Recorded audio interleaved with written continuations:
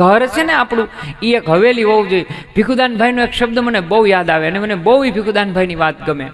એ એમ વાત કરે કે એક વ્યક્તિ હતો ને એ રોડ ઉપર કણસતો પીડ્યો હતો અને પૃથ્વીનો છેડો છે ને એ આપણું ઘર છે. અમારે કાલે રાત્રે જ સત્સંગમાં વાત થતી હતી કે તમારી પાસે ગમે તેટલો વૈભવ હોય, યાદ રાખજો, ગમે એટલું સુખ હોય, પણ તમે તમારા ઘરના છત નીચે જો શાંતિથી ન રહી શકતા હોય તો તમારો પૈસો ને તમારું વૈભવ વ્યર્થ છે. પૃથ્વી પરનું તમારું સ્વર્ગ ઈ છે કે તમારા પોતાના ઘરે તમારું હસીને સ્વાગત થતું હોય અને તમારા પોતાના ઘરે તમારું હસી અને વિદાય થતી હોય. સાહેબ માનજો કે આ પૃથ્વીનું ઉપરનું સ્વર્ગ તમારા જન્નતમાં છે, તમારા ચરણમાં છે.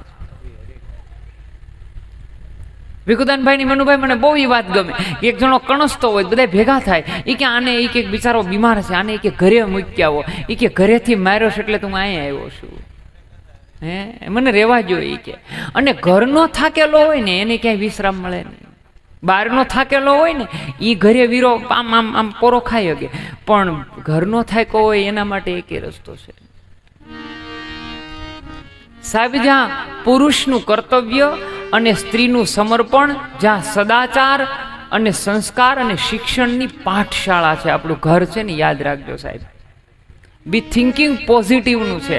અને તમે એક છતની નીચે રહેતા હોય ને, આપણે એક છતની નીચે, તો કોઈના વિચારો એક ન હોય. તમે જુઓ, એક છતની નીચે આપણે રહીએ ને તો આપણા કોઈ દી વિચારો એક ન હોય, બધાના વિચારો જુદા જુદા હોય. સાંભળજો, ઘરની અંદર મતભેદ કરાય પણ કોઈ દિવસ મનભેદ ન કરાય. જે ઘરની અંદર મનભેદ થાય ને એ ઘર વિખેરાઈ જાય સાહેબ. પછી ગમે એટલું ફેંગશુઈનો કાચબો લઈ આવીએ, ગમે એટલી વસ્તુ ટાંગીએ, ગમે તે વસ્તુ કરીએ, પણ કોઈ દિવસ શાંતિ પછી ન આવે. એ ઇમ્પોસિબલ છે સાહેબ. ગ્રહાશ્રમ છે એ એક આપણી વર્ણ વ્યવસ્થા છે. જો આપણા ઋષિ મુનિઓએ એક વર્ણ વ્યવસ્થા કરી છે. અને મારા બાપ સાંભળજો કે સુનિવર મુનિવર સબ યહી રીતિ કોણ નહીં એસા જો પ્રભુતા છે મદ ના હોય. આ દુનિયામાં કોણ એવી વ્યક્તિ છે કે જેને પોતાનો પદનો મદ અભિમાન ન આવે? સાહેબ, પોતાની લક્ષ્મીનો અભિમાન ન આવે એવું કોણ વ્યક્તિ છે બોલો? કોઈ ન રહી શકે. સહન જ ન થાય, એ સહન ન થાય. તમારી પાસે પ્રતિષ્ઠા આવે, સાંભળજો, પછી પ્રતિષ્ઠાને પચાવવી ખૂબ અઘરી પડે. કોઈ આ પ્રતિષ્ઠાને પચાવી શકે નહીં ક્યારે, કારણ કે એ દબાવી જ ન શકાય. જો તમે કાં તો તમારા સ્વભાવમાંથી પ્રગટ થઈ જાય. અને માણસનો સ્વભાવ કેવો છે એ ક્રોધમાં આવે ને તે ખબર પડે. ત્યારે ખબર પડે શટર ખુલે તે કે આ દુકાન શેની છે. એ માણસ ક્રોધ પ્રકૃતિમાં આવે ને, રીહમાં આવે ને માણસ, તો એ ખબર પડે. આમથી તો બહુ સરસ વાતો કરતા હોય, પણ ખીજમાં આવે ને આમ શટર ખુલે તે ખબર પડે કે આ દુકાન હેની છે. એમ તી પેલા કાંઈ ખબર ન પડે. અને નક્કી કરવું, માણસ ખીજમાં હાવ હાસું બોલે. તમે નક્કી કરજો. તમે કોકને ખીજાવો ને તો તમે તમારી અંતરની વ્યથા વર્ણવવા માંડો. અંતરની વ્યથા લગભગ કોઈ દી કોઈ ખોટું ન વર્ણવી શકે. તમે જો, માણસ ક્રોધમાં આવે એટલે એ સત્ય બોલે, ક્રોધમાં ન આવે ત્યાં સુધી સત્ય બોલી જ ન શકે. એ ક્યાંક ને ક્યાંક થોડુંક ખોટું બોલાઈ જતું હોય, એમ થોડુંક તો હાલે, એ માફ થઈ જાય. પણ ક્રોધમાં આપણે આવીએ ને ત્યારે આપણને ખબર પડે કે આપણી દુકાન શેની છે. એટલા માટે મહત્વનું છે સ્વભાવને જીતવો સાહેબ. સ્વભાવને જીતવો ને એ સૌથી મોટામાં મોટું કામ છે. અને સ્વભાવને એ જ માણસ જીતી શકે જે ધીરજને રાખી શકે.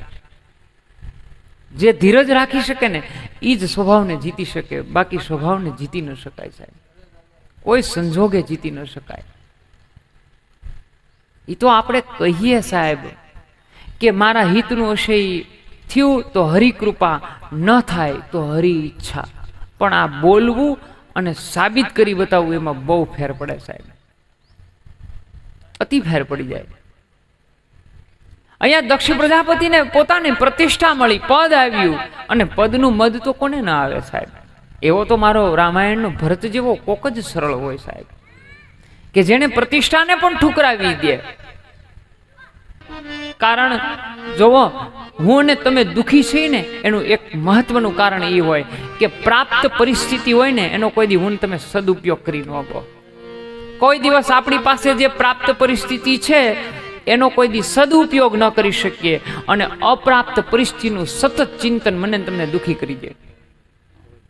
આપણી પાસે પ્રાપ્ત પરિસ્થિતિમાં જે વસ્તુ ભગવાને આપણને આપી છે, જે સ્થિતિમાં ઈશ્વરે મને તમને જીવન આપ્યું છે, એનો કોઈ દી આપણે સદુપયોગ ન કરી શકીએ નથી. જે અપ્રાપ્ત વસ્તુ છે એનું સતત હું તમે ચિંતન કર્યા કરીએ. આપણી પાસે સારામાં સારી 8-10 લાખની ગાડી હોય, એનો આપણે આનંદ મનુભાઈ લૂંટી ન શકીએ. આપણે સીધું મર્સિડીઝનું ચિંતન કરીએ એટલે આ ગાડીની મજા આવી જાય આપણને. હાવ આ હું તો બહારની વાત કરું છું, આપણી વાત નથી કરતો.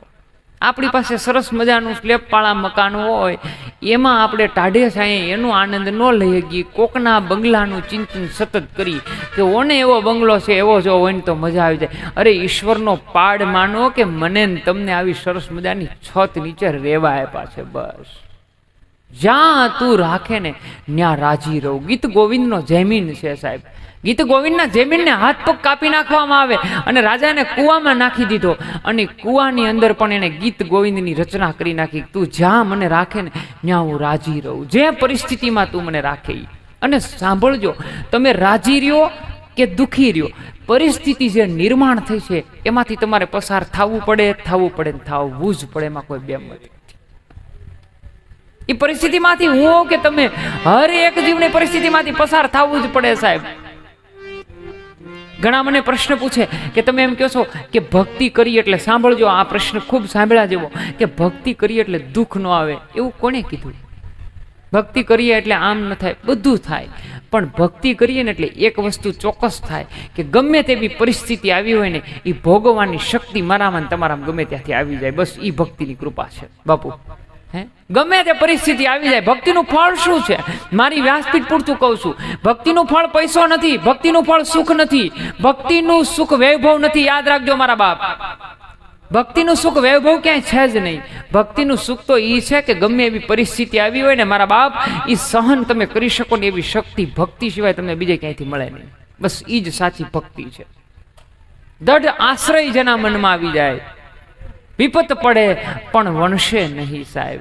તમારી ધીરજ કેટલી છે એ તમારા ઘરે પ્રસંગ હોય ને તેથી તમને ખબર પડે તમારી ધીરજ કેવડી છે. તમારા ઉપર વિપત પરિસ્થિતિ આવે, વિકટ પરિસ્થિતિ, ત્યારે ખબર પડે કે તમારો ધર્મ કેવો છે. યાદ રાખજો, તમારી પરિસ્થિતિ નબળી હોય ને ત્યારે ખબર પડે કે તમારો કુટુંબ અને પરિવાર તમારી હારે કેટલા સમય સુધી ટકી રહેશે.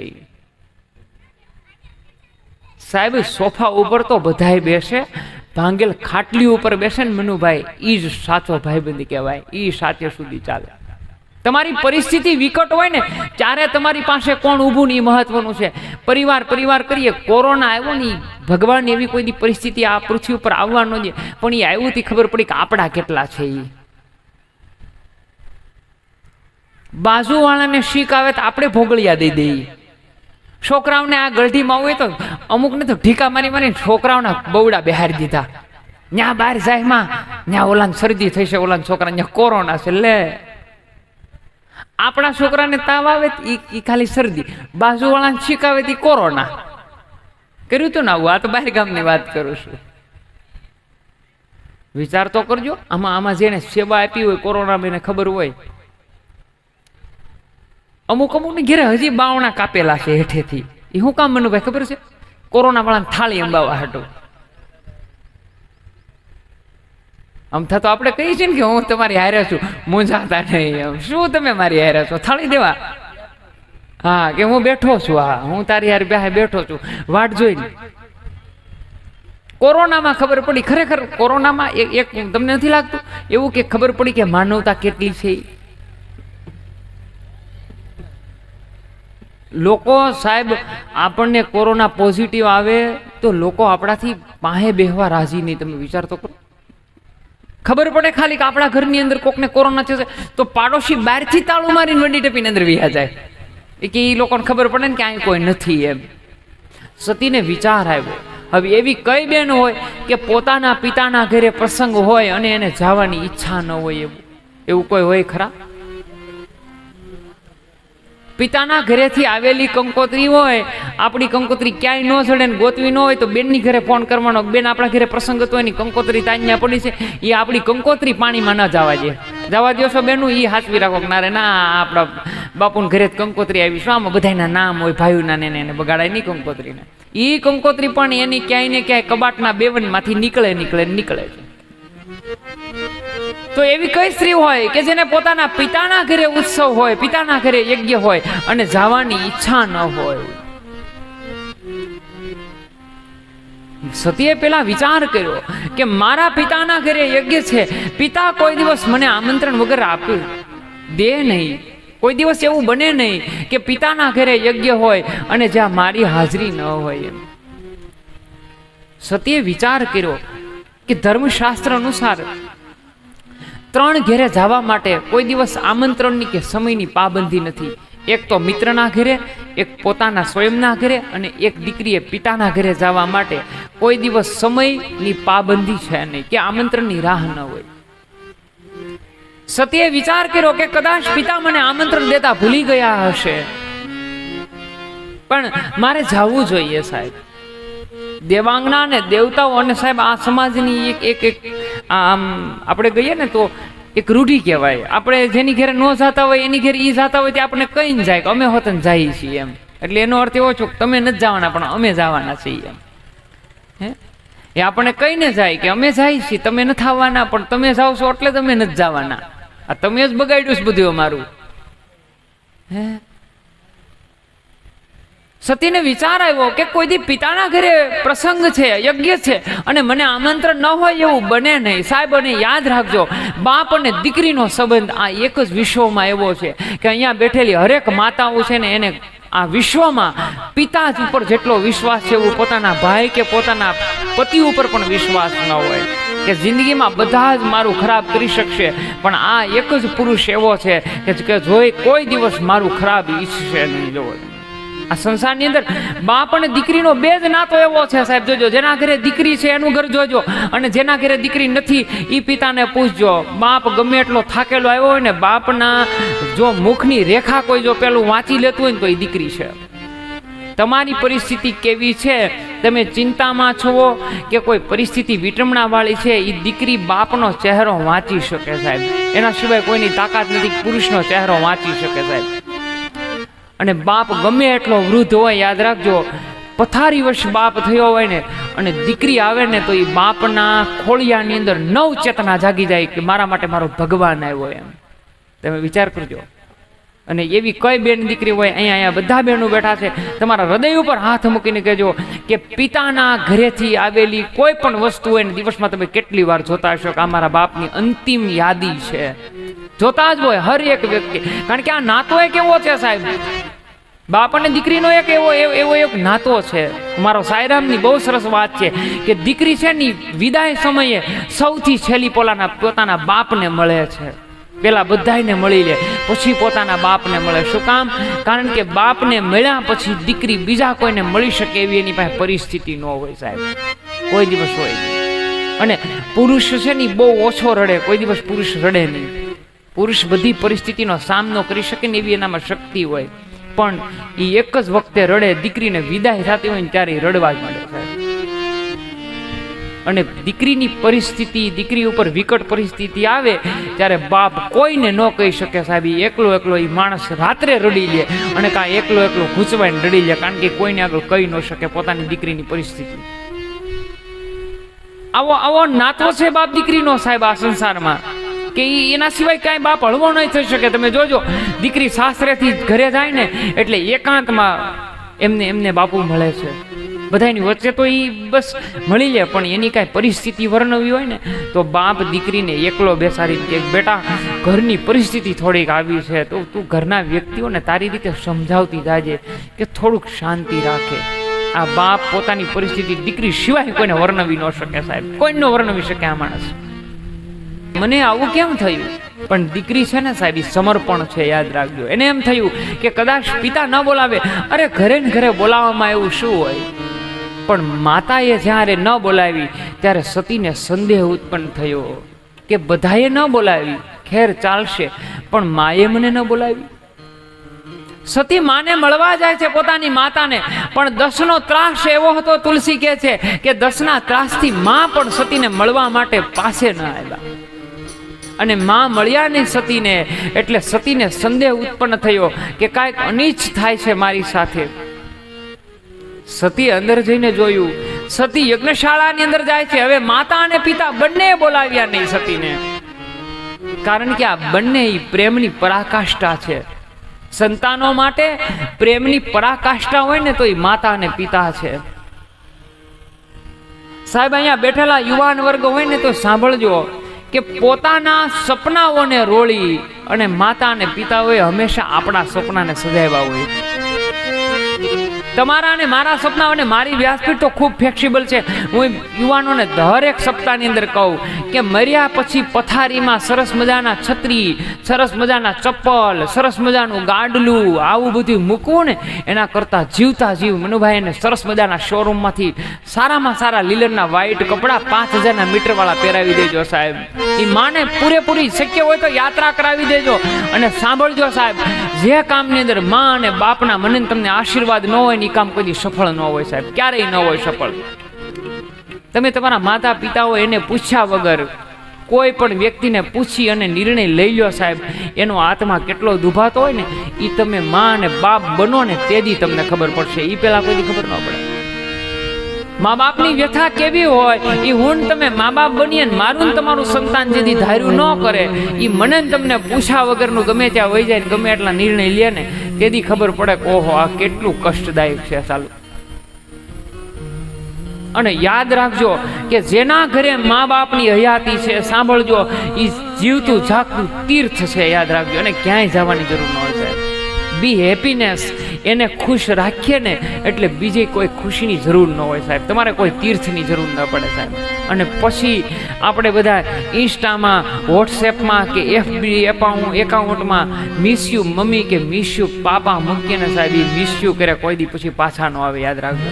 જીવતા જીવ જ્યાં સુધી હોય ને ત્યાં સુધી એનું સમાન જાળવજો. અહીં યુવાનો, બેન દીકરી યુવાનો સાંભળતા હોય તો સાંભળી લેજો કે તમારા અને આપણા અને એના કોઈ દી વિચારો એક ન થાય. વૃદ્ધના વિચાર ને આપણા વિચારો કોઈ દી એક થાય? કારણ કે એ એવી એક પરિસ્થિતિમાંથી આવ્યા હોય ને કે એ પરિસ્થિતિમાં હું તમે કોઈ દી જીવી જ ન શકીએ. એ એવડી પરિસ્થિતિમાંથી પસાર થઈને આવ્યા હોય કયો. એટલે આપણા ને એના કોઈ દી વિચારો એક ન થાય. વિચારો એક ન થાય ને એટલે આપણે એને અવગણના કરવા માંડીએ. આપણા માતા પિતાની આપણે અવગણના કરવા માંડી. એને એક પણ વસ્તુ પૂછો નહીં સાહેબ. ગિરીશ જોશીના શબ્દો છે કે રાત્રિના સમયે બાળક હોય ને, બાળક નાનું હોય ને, હું ને તમે નાના હોય ને ત્યારે આપણે રડીએ ને ત્યારે માને ખબર પડી જાય કે હું તમે ભૂખનું રડીએ છીએ કે કોઈ પીડા થાય છે. આ બે રુદન જો કોઈ ઓળખી શકતું હોય ને આપણું, તો આપણી માં ઓળખે છે સાહેબ. મારું તમારું બાલ્યાવસ્થાનું રુદન જો કોઈ ઓળખતું હોય ને તો એ માં પાત્ર છે, આપણું ઓળખી જાય સાહેબ. એ જ્યાં સુધી હોય ને ત્યાં સુધી એને પ્રેમ કરી લેજો, એને પૂરું. પછી પાછળથી ગમે એને કર્યો એ પહોંચે કે ન પહોંચે એ મારો ભગવાન જાણે. હું એમાં બહુ ડીપમાં ઉતરવા માંગતો નથી. હે પછી તમે ગમે એટલા સીધા ભરીએ, આપણે ગમે એટલું આમ કરીએ, કોને ખબર છે સાહેબ? મને ખબર નથી. એમાં મારી પાસે કોઈ પુરાવો નથી એનો. બસ એ જીવતા છે ને. તમે ધારકની આવજો કોક દી સાહેબ. મેં મારા ગામની અંદરથી હથિયાળી હોચોડી આ પ્રથા કાઢી નાખી. ગાડલું ગોદલું ઓશીકું ઓછાડ ને છત્રી ચંપલની ને એવી બધી. બા જીવતા છે ને ત્યાં સુધી એને હારા ગાડલા માથે ઉરાવો એટલે ઘણું જ છે. બાને વડકા નો, તમારા ગામની વાત તો નાના બેનું, બાને વડકા નો નાખો ને એટલે રેડી જ છે. બા અને સ્વર્ગ જ છે અહીંયા. એને ક્યાંય સ્વર્ગ ગોતવા જવું પડે એમ નથી. બાપુજીને બાપુને વડકા ન ભરો અને બાપુનું કયું કરો, એને નો સમજાવીને કયો બાપુ આમ નહીં આમ થાય, એટલે એના માટે અહીંયા સ્વર્ગ જ છે સાહેબ. બીજે ક્યાંય નથી જવાનું. પછી એને ગાડલા ગોદરાની પછી કાંઈ જરૂર નથી મારા બાપ. એને અત્યારે જરૂર છે તમારા પ્રેમની, જરૂર છે તમારા હૂફની. ધીરુભાઈ સરવૈયાના શબ્દો છે કે પેલા 5 વર્ષ જિંદગીના મને તમને આંગળી પકડી અને નિશાળ સુધી લઈ ગયા હોય ને સાહેબ, એ મા બાપને જિંદગીના છેલ્લા 5 વર્ષ એનો હાથ પકડી અને એને દેવ મંદિર સુધી લઈ જાઓ ને એટલે તમે તમારી જીવનની યાત્રા પૂરી કરી લીધી, માની લેજો. બસ ક્યારેક માની પાસે બેસી અને એને પૂછવું સાહેબ. રાત્રે તમે કામ ધંધામાંથી ઘરે આવો ત્યારે માતા પિતાની પાસે 10 મિનિટ ટાઈમ કાઢજો, એને પૂછજો કેમ છો, કેમ નહીં, તમે જમ્યા કે નહીં, તમે જમી લીધું, બીજી કાંઈ તકલીફ નથી ને, તમારે કાંઈ જોઈ છે, આટલું ખાલી પૂછી લઈએ ને એટલે પૂરું સાહેબ. એને બીજું કાંઈ નથી. અહીં માતૃશક્તિ માઓ બેઠા છે, ખાલી એની પાસે બેસીને આપણે એટલું જ કે બા તમે જમી લીધું કે હા. એ બા હું તમને કહું 1 વર્ષ સુધી એનું રિચાર્જ ચાલે. બાનું 1 વર્ષ સુધી બાને એનું રિચાર્જ ચાલે. મને મારો દીકરો અને મારા ઘરેથી દીકરાની ઘરેથી કોઈ દિવસ મને કાંઈ પૂછ્યા વગર કામ નથી કરતા. એટલું બધું એના મનને શાંતિ મળે, એટલી બધી એના મનને ટાઢક મળે. આ નોટ કરજો આ શબ્દ. એ એટલા બધા આનંદમાં રહે. તમે ખાલી રાત્રિના સમયે, સાંજના સમયે, હું તો કહું છું કે સાંજે પરિવારને એક જગ્યા ઉપર ક્યારેક બધાએ બેસી અને પરિવારોએ વિચારનો આપલે કરવો જોઈએ. એકાબીજાની તકલીફોને જાણવી જોઈએ, એકાબીજાની વાતને શેર કરવી જોઈએ. સાહેબ, આ શેર નથી કરતા ને એટલે જ આપણે આ પરિસ્થિતિ આવી જાય. એકાબીજાની વાતને દબાવી રાખે. પછી મિસ્યુ બા કે મિસ્યુ બાપુ કીધે સાહેબ, ક્યારે ઈ ચહેરો પછી મને તમને ક્યારે જોવા નહીં મળે જિંદગીમાંથી. અને એની સત્ર સાયા વયા જાય ને પછી પૂરું છે સાહેબ. યાદ રાખજો. આ રાત્રિના સમયે તમે રાત્રે 2 વાગે ઘરે આવો કે 1:30 વાગે ઘરે આવો, અહીંયા બેઠા છો બધા, તમારા હૃદય ઉપર હાથ મૂકીને કહેજો કે બાની હયાતી હોય ત્યાં સુધી સૌથી પહેલો ડેલો કોણ ખોલે છે? જ્યાં સુધી આપણે બહારથી આવીએ નહીં ને સાહેબ, હું રોજ નિત્ય હું બહાર જાઉં છું. હું રાત્રે 2 વાગે આવું કે 1:30 વાગે આવું, મારી બા હાલી નથી શકતી, પણ રાત્રે 2 વાગે, 1:30 વાગે કે 3 વાગ્યા સુધી દરવાજાની પાસે પોતાનો પલંગ રાખીને હુવે કે આવે એટલે તરત ખોલી નાખું, રાત્રે વધારે પડતો હેરાન ન થાય. સાહેબ, આ માતૃત્વ શક્તિ છે. જો એ જીવતા હોય ને ત્યાં સુધી એને હાચવી લઈને એટલે એના માટે સ્વર્ગ છે અને મારા તમારા માટે સ્વર્ગ છે. યાદ કરજો. આ પછીની બહુ ચર્ચા નહીં કરવાની, પછીનો બહુ વિચાર નહીં કરી દેવાનો. બસ એને હૂંફની જરૂર છે. અને સાંભળજો કે પરિવારમાં એકાબીજાની હૂંફ હોય ને તો સંબંધમાં કોઈ દી કોઈને હાફ ન ચડે. હૂંફની જરૂર છે.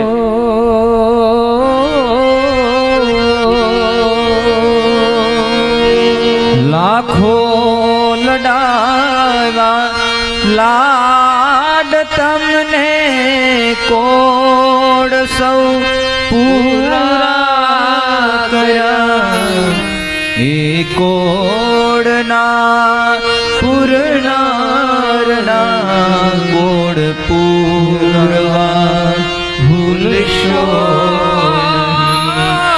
અગણિત છે ઉપકાર ન કદી વિસરશો નહીં. ભૂલો ભલે